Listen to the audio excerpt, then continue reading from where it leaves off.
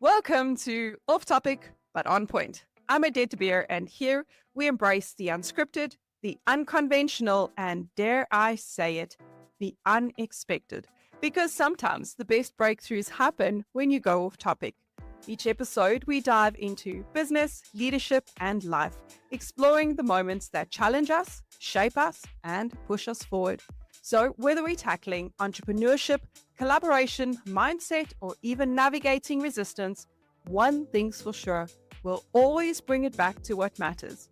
So, get ready for candid perspectives, thoughtful insights that will keep you engaged, inspired, and maybe a little bit uncomfortable in the best possible way. Welcome to another episode.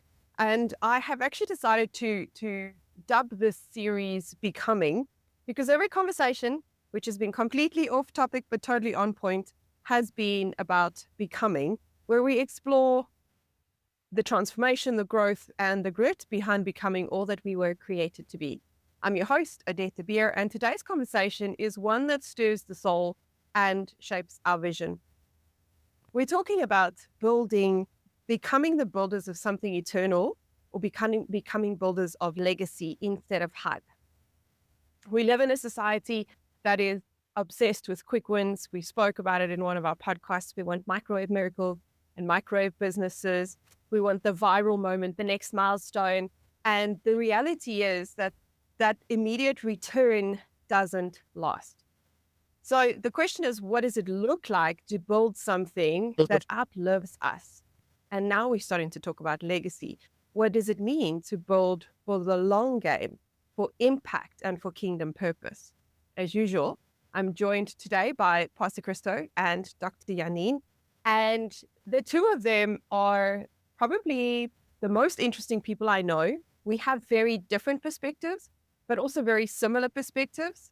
You'll hear that when we talk, we say pretty much the same thing, just in different ways. It's not good like because we were in collusion behind the scenes. It's just great minds think alike. This is not a fools never differ kind of situation. This is definitely a great mind situation. So legacy is something that we don't stumble into. It's something that we choose and we have to construct it brick by brick. It's about building. If you think about when you were a kid, you used Lego blocks. So it's about building decision by decision, action by action, day by actually everything we do results in some sort of legacy. The question is it a good one? Pastor T, you often talk about the eternal nature of purpose and calling in a world that celebrates short-term success. I'd love your take on what does it mean to build for eternity, not just success.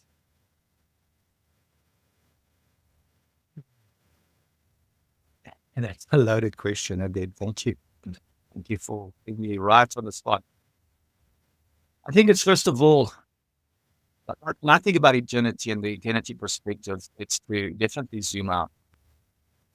Not about me, it's about people around me. It's about, what I will build and will last. Not going to last on the earth, it's going to last forever. There's a scripture that says you should store up earth, but rather, stir up treasure in heaven. And so, what would that look like? And so for me, it's like, all right, who am I taking with me?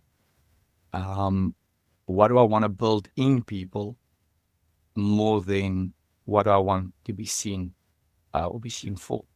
And so how I would probably describe that as, first of all, is to say you got to give more than you take. In this life, it's about giving more than what you take. I would say it's about looking in a lot more than it is to judge on the outside. It's that internal reflection. It's like, okay, am I in line with where I'm going? And then, thirdly, it would be to lead with compassion. I don't know what other people are going through. And what would help them once again in the long run. So I want to just say again, it's about zooming out for me, looking at it from that perspective, from eternity's perspective. There's an interesting video that my wife shared with me with regards to raising kids. And this person says that, when your child is really getting up your nerves and you're like, at it, they don't want to stop, banging on the wall or doing something that irritates you.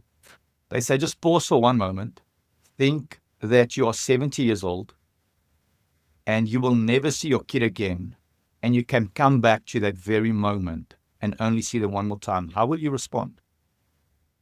And I'm not saying that we should think about never seeing our kids again, but just that framework, like, puts it into perspective. The fact that the child is irritating me, I had a tough day at work. In that moment, it's frustrating. But if you put it in perspective and into eternity perspective, like, there's a different way that we can approach this. Lastly, I would probably say this as well, and I've really worked hard on this, is to reframe my definition of success. And success is not short term. Success for me, I think John Maxwell says it nicely, says, success without raising successors is a failure. And so I believe unless other people have benefited from my life, how can I call myself successful? And so I'll probably close with this. I think eternity perspective is to lay down your own, wants, desires, and agenda, and ensure that you help build other people in reaching, where they want to go and want to move to. Ultimately, it's to help people, have the perspective of Jesus Christ being our Lord and Savior, and that we will live with Him for eternity. But also for people that, are working within companies, it's to look at it from a different perspective, a long run, zooming out. What I'm hearing, Pastor C, is that legacy for you is not about you. Surprise, guys. Legacy isn't about you. And I can attest to what Pastor Christo is saying. He is very much the person that asks the question, how can I be compassionate in this moment? I think if there's anything I've learned from you, it's recognizing that we need to be more compassionate. It's recognizing that everyone deserves compassion, and that modeling of compassion isn't just a nice thing. It's actually you're modeling what Jesus did. We had a conversation about this not too long ago. And legacy is just that. I think legacy is also probably, it's likened to, or dare I say it, it's likened to customer experience. Legacy is the feeling that you leave behind when people have dealt with you. Do you leave a wake behind you and it's just chaos? Or do you leave people feeling like they're bigger than they thought they were, like their potential is expanded? And I think when you leave the room, people feel bigger. And I always measure the way, and it's probably not nice to say, but I measure people by how I feel when I leave. That's the reality. So especially when it comes to leaders, there are leaders who I sit with and I walk away going, wow, I feel bigger, but not in a way that diminishes them. And then there are leaders where you leave and you're like, huh, okay, I kind of feel like maybe I should just draw back. Maybe I should keep my mouth shut. What do I know? And definitely when I'm in this room with you and Dr. J, I feel bigger. I feel like anything is possible. I feel like there's more to be done. And I can honestly attest to that is how Pastor C lives. That's how he operates. That's not because he's on the podcast today, so this is what you see. That's who he is. That's the thing he creates and the people that he meets, not just the clients, not just the people that he works with. That's just how he is. When you see him on a Saturday, going hunting or eating biltong or kicking the ball with little Christo, that's who he is. He makes people feel like anything's possible. And I think that's, for me, probably sense of legacy. Dr. J, you work in the realm of identity. We spoke about it the other day. And just generally healing people in terms of past hurts, addressing the stuff so they get through it. We don't get over it, we get through it. And it's often said that real legacy isn't what we leave behind, but the things that we leave in people. So how do you nurture values that outline your presence in this space, in work, in community? I think what's important is like you said, the word values, all right? We have to nurture the values in such a way that it outlives your presence. That's the whole point of legacy, is that your values need to outlive your presence. When I speak to my kids, and I said it before as well, is that I tell them always to lead with values and not with trends. Because in primary school, high school, university, actually life, it's so many times that adults excludes themselves from trends, but they follow them just as much as kids do. So we have to lead by values and not with trends. And how does that actually look like in real life? It looks like intention. It looks like the things that you do on purpose for purpose. It looks like response instead of reaction. I speak often about what I call the unhurried leader or the strategic leader. A strategic leader doesn't respond with reaction. He responds with he responds with a softer, more strategic response. That all comes down to values, and that anchors that you are grounded and in principles, and let me just say it, not popularity. You need to be grounded in principles, not popularity. That is what's important. And that's how you're going to, with values, outlive your physical existence or presence, as what I said earlier on. I mean, the world is just chasing relevance, but eternity is often overlooked. And yet that's so important. So when you lead with values, integrity, truth, compassion, like Pastor C, I see that with him often. Stewardship, Odette, I see that with you so strong always. Serving. You sow seeds that's going to grow even after you have left the room. It starts literally by being clear about what you stand for. And I think in a world that's so lost in identity, it's very hard to stand up for what you stand for and to actually know what you stand for. You have to consistently, intentionally, on purpose, embody what you stand for. It's not convenient, and it's neither going to be trending, and you have to understand that. And it comes with a cost. The thing with trends is, and because I work in social media, I know, trends attract attention. But value is what's going to build legacy, and that's what we're talking about. I often tell women that I work with is don't just be a presence, be a principle. And that actually takes what I say with intentionality one step further, because with intentionality, I speak about being present for your purpose. But I'm also just saying with that is don't just be a presence. Don't just be there. Be the principle. Be the person that people are looking at. The trends actually is going to change, but your values is what's going to transform people and ultimately legacies. Pastor C also speak about the ripple effect, but all these things create ripple effects in rooms that you've never entered and for the generations that you will never meet.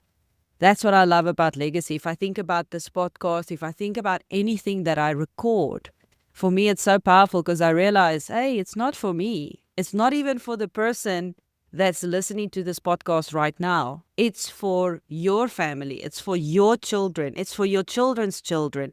It's going to echo into eternity. We are recording things now for the next generation. That's legacy. That's not trending.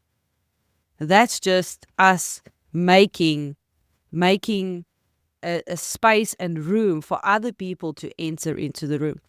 I read a book many years ago of T.D. Jakes, and I spoke about this yesterday as well. I didn't even think about this in such a long time. But what he said is that the younger generation has the technology, the older generation has the knowledge, the skills, the wisdom, the experience. And in the middle, we have this massive gap.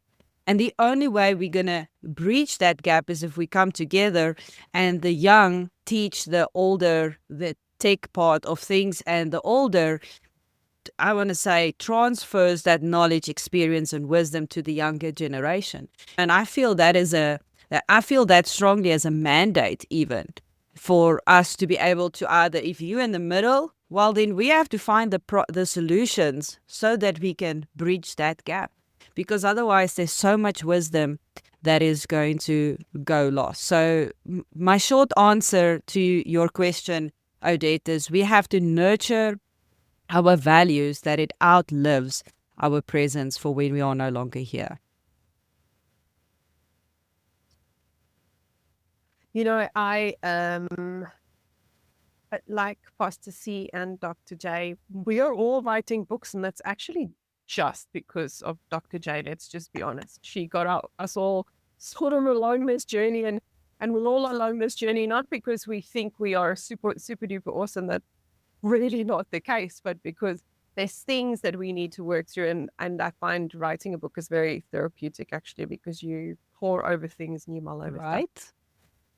And I know that I'm on the right track when, without having spoken to you or to Pastor C, we all talk the same stuff. Now, that could just be that we are too much in each other's space, but I don't think that's the case, because you guys live very different lives. For those of you unsure, I'm in Australia, they're in South Africa. For me, it's evening, for there, it's morning.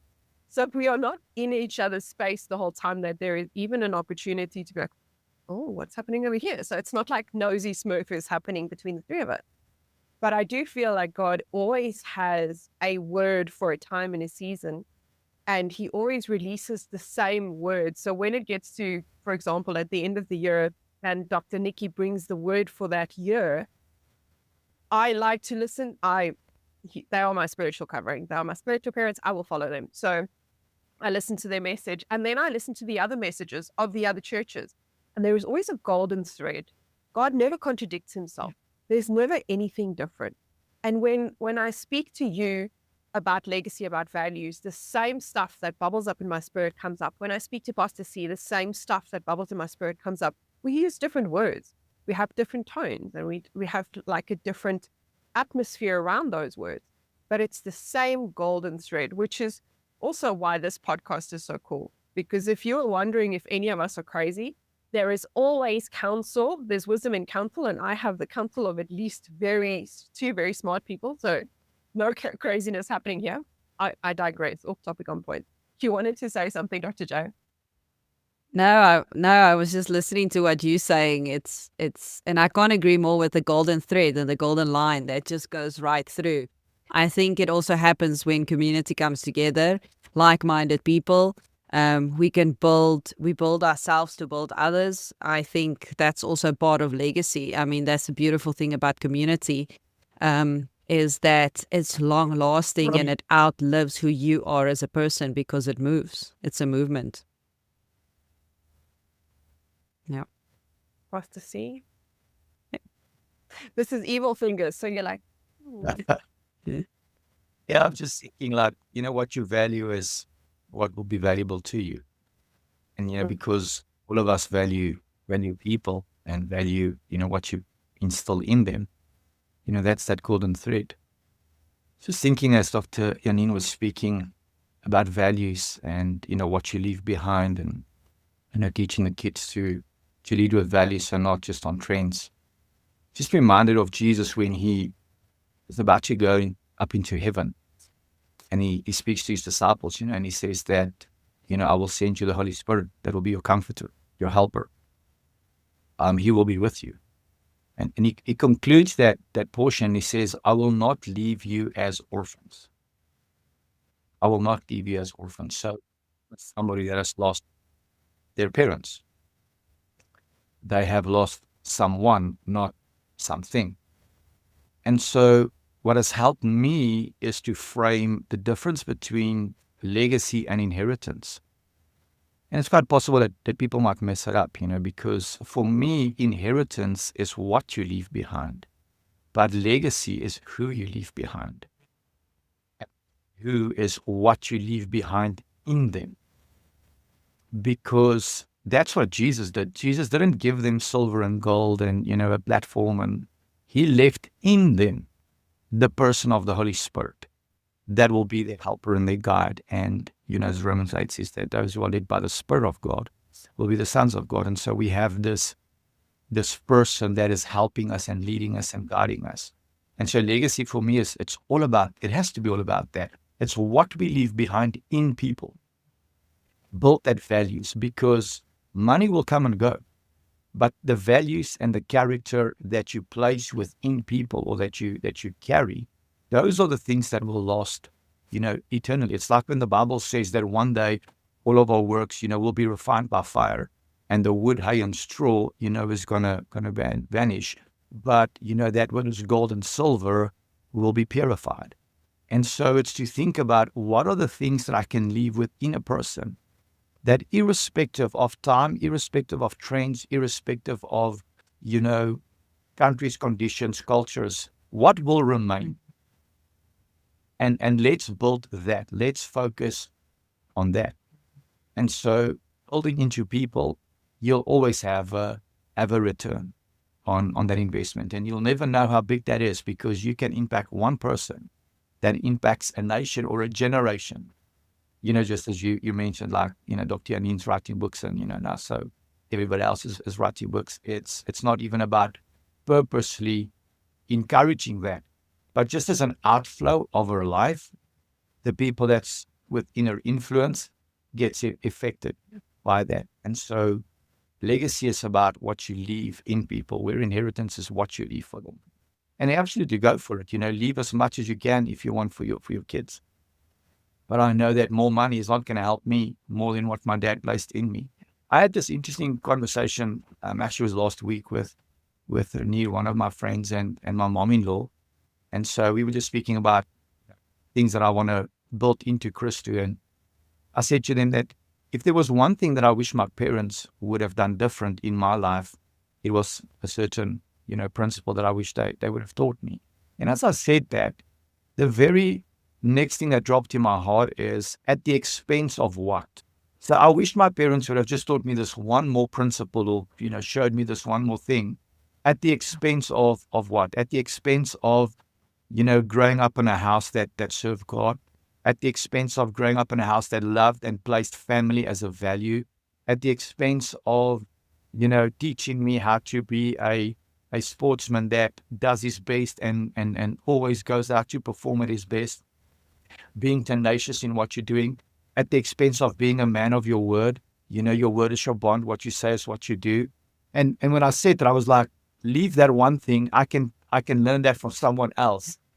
And sometimes I think we try to, be all things to all men, instead of saying, like, once again, what are these invaluable truths that I can deposit into somebody that will reflect into generations to come? My question is, who are you raising up? It's so easy to say, and I'm not talking about us, because I know that we've got people we are constantly raising up. For you listening, who are you raising up? The principle is simple and it's threefold. It's you find somebody that's in a bigger room, higher position, more authority, better mentorship, and you pull from that person from the top. You share with the people on the same level as what you are. You learn from them. And then you find somebody that is in a lower level place in their life. It doesn't mean they are less than you as a person. It just means in a certain place, more about something than others. And you take that person and you raise them up. You pull them up, them to the same level. I was sitting in a room yesterday with Odette, and there were giants in the room. And I actually said to one of them afterwards, thank you for being teachable. And as I said that, I realized, but he's great in something else. She's great, really great at something else, but I'm really great at this. And therefore, I can take somebody from their level and pull them to mine in a certain thing. And then when you have people around you that recognizes that, that's no longer competition. It is like, who can I pull up? Where can I pull from? And we create this very strong pool of community and resources. That's how I believe we're going to breach that gap, Pastor C. It's who's up while you are still there.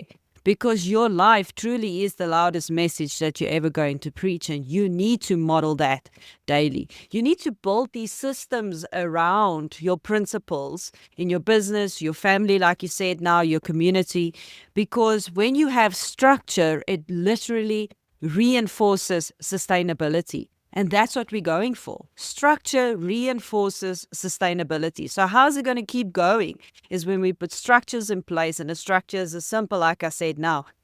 Learn from somebody at a higher level, share with the people at the same level, and pull somebody up to where you are. And if you stay rooted in those things, then we are builders of eternal value.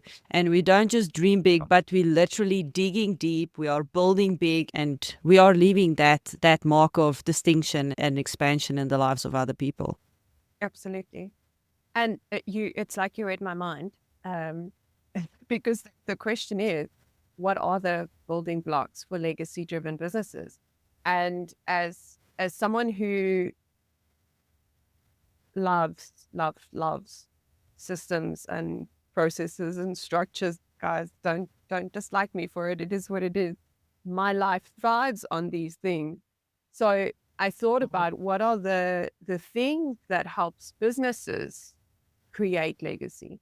And you mentioned it before, one of the keys, Dr. J, is that there's a clarity of purpose, not clarity of we need to make $10 million this year. No, it's not we driving for this value. It's what is our purpose? What is the mission that we are on to achieve that leaves an impact that's bigger than us? I said to the woman at the Sustain Her event now in July, it's interesting, and I knew this, but I saw it. You attract what you are, not what you deserve, not what you think you deserve, and not what you want. So the Sustain Her community here in the Hills are all women who are driven by purpose. If you speak to them, they will tell you about how they are longing to make an impact in some area of business, of life, or families, or whatever it is they do. And that's the one, probably the single most powerful thing that any business can have, is a clear purpose. We're not looking for another cool place to work. We all want to belong somewhere. We want to belong to something that's bigger than us. Nobody wakes up in the morning and says, I'm going to make $1 million just for the sake of it. And the people who do are empty. They are sad, and the money is like the facade over the reality of what's happening in their hearts. So the first is clarity of purpose. So ask yourself, does your provide every hire, every offering that you create, every person that you partner with, does it guide those decisions? If the answer is no, we've got a purpose when we started it and we haven't actually done something since then your purpose isn't clear and you're not being driven by your purpose. So we have to make sure that we have a clear purpose. Once we've got a clear purpose, we have to be consistent stewards. Legacy isn't something that gets built on highlight reels. We've spoken about this before. It's not glamorous. It's not Instagrammable, because you know what? That legacy is something that plays out 50, maybe 100 years after you're no longer here. There is no Instagram. I would be very surprised if Instagram survives that long. So it's not about here and now. It's about what happens after you. So it's built in the faithfulness of the ordinary things. I always say to my clients, boring business is good business. I know it sucks because you're like, I need an excitement. Okay, then go on a roller coaster. Boring business is good business. And the same is true. It's how you treat your team behind closed doors. I watched a documentary, train wreck of the American Apparel clothing brand that was big when we were growing up. We didn't have it in South Africa, but I had heard it on song. So I was like, oh, that's interesting. And that man, wow, could you be so rude to your team? Could you be so ugly to people? I was like, what? And I'm South African, we're quite candid. It was just horrendous. And how this is now on display for the whole world to see. And he can't even deny it because there's video footage of it. We're in that age where people can stand and record you. So the question is, how are you treating your team when the doors are closed, when the pressure is on? Because like olives, under pressure produces olive oil. You under pressure produce. Enter what happens when you get angry. Enter what happens when the target is missed. Enter what happens when, oh, guys, we've got bills to pay, but the money's not enough. And that for me is like, wow, we've got to pay attention. Everything depends on you, and it's about your vision. So if you're building people, processes, and systems, you've got to build them to outlast you. It's about the generational thing that comes behind you. So when we think about eternal impact, that's what we need to think about. We need to think about multiplying what we've got, multiplying the people. Pastor C talks about multiplying people all the time. He talks about expanding their capacity. That means that we have a bowl, figuratively speaking, and that bowl can grow. How are you helping your team grow? How are you helping your family grow?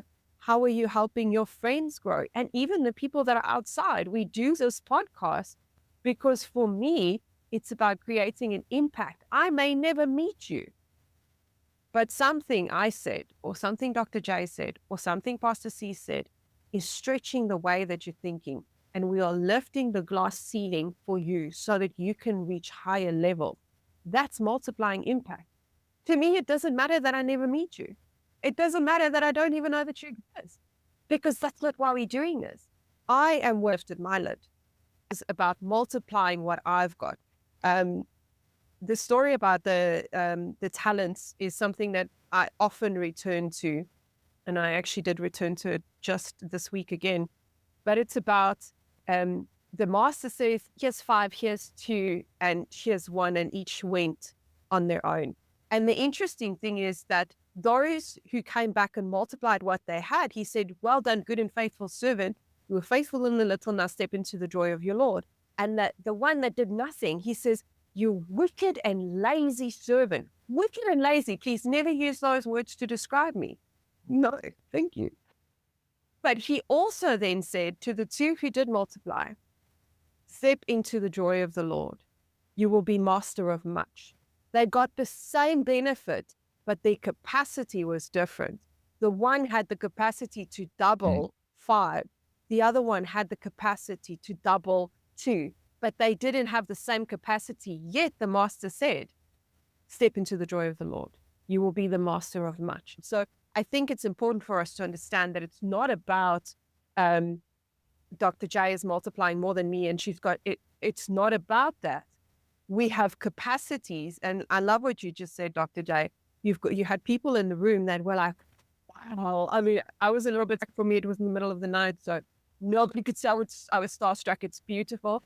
And it is. Those people have tremendous capacities, and they're sitting there because you are expanding their capacity in another area where they don't. So I always like to talk about the practical things. So 3 practical takeaways before we close. I would love for you to go and do an alignment audit. Those of you who don't know, I love the word alignment. I love alignment in business, alignment at home. Alignment is beautiful. So just take 15 minutes this week and think about one area of your business, whether it's your offer, your message, your team culture, and ask yourself, is this aligned to our ultimate purpose? Not the revenue goal, but the ultimate purpose. Why are we in business, and are we aligned? If it's not aligned, you've got work to do. The second thing is create a stewardship habit. Choose one thing that you can faithfully, because the master said, well done, good and faithful servant. He was both good and faithful. So what can you faithfully improve every day over the next 30 days? I am a 6 Sigma consultant, and one of the things that I live by is just being 1% better today than I was yesterday. Because over that year, that 1% compounds, and what I have at the end of the year is more than 365% increase.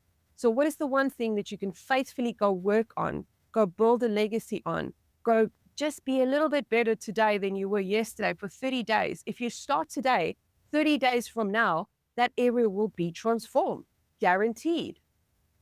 And lastly, start multiplying.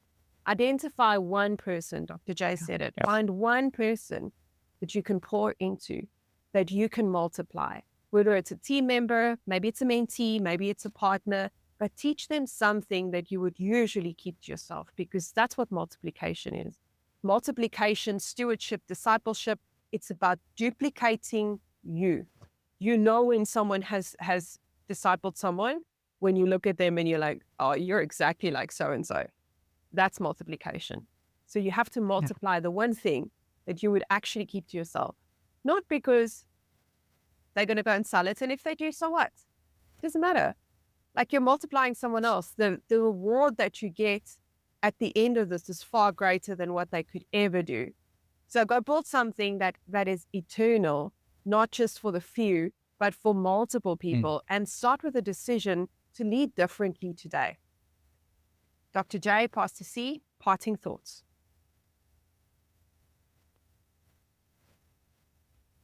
I couldn't agree more with you. I would say people over profit, purpose over, price points. That's what it comes down to me. If you want to build lasting legacy within an organization, there's a saying that says that there's many ways to skin a cat.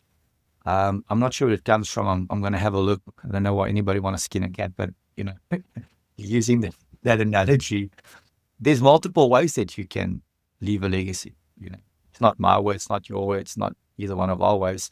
You have to pick, what works for you. I pick people over profit, purpose over price. So I think it's so important, that we don't forget the reason we started what we've been building. And if we look at, companies that maybe went astray or even, are oblivious today, nobody knows about them, is it possible that they erred in the wrong direction of their purpose, the initial intent that they started? And so I think that those things are so important, is that, what are you chasing? What are you building? Because if you think about who are you building, you think with a different perspective, because it's no longer about me, but it's about that person and what would work best for that person to achieve whatever we equate success to. So that would be my closing thought. People over profit every day, every week. I like that, Pastor C, and it reminds me of something I also speak about is impact-driven profit. Is not just profit for profit, but impact-driven. And that impact-driven profit is what builds legacy. And what I would encourage listeners today is to build strategic leverage for legacy. So simply what that means is it's getting more output with less input. It's more impact with less energy. And you will start to see when you start building strategic leverage or strategic leverage for legacy, is that you will find that you are less tired because the stuff that you're actually putting into is like people say, don't you get tired? You've got so much to do. I'm like, no, you have no idea. It's the opposite. I'm energized because I'm busy with the right things.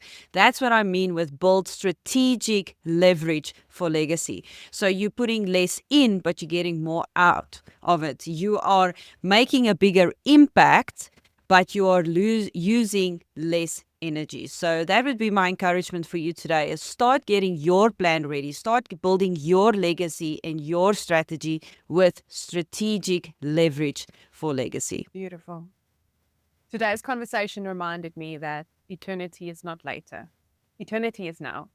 And every choice we make, the way we speak, the way we serve, the way we build, the way we lead, it all echoes into eternity. So as we continue each on our own journey of becoming, may we ask ourselves, am I building something that will outlast me? Because really that's what it's about. Thank you very much, Dr. J and Pastor C, for your wisdom, insight that you share so openly and so generously every week that we meet. And thank you to you, our listeners, for joining us, for going on this journey with us. May your life and leadership be marked not just by success, but by eternal significance. Remember to like and subscribe to the podcast. And if this has impacted you, share it with somebody who you know needs to be impacted. Until next time, stay anchored, stay aligned, and keep becoming.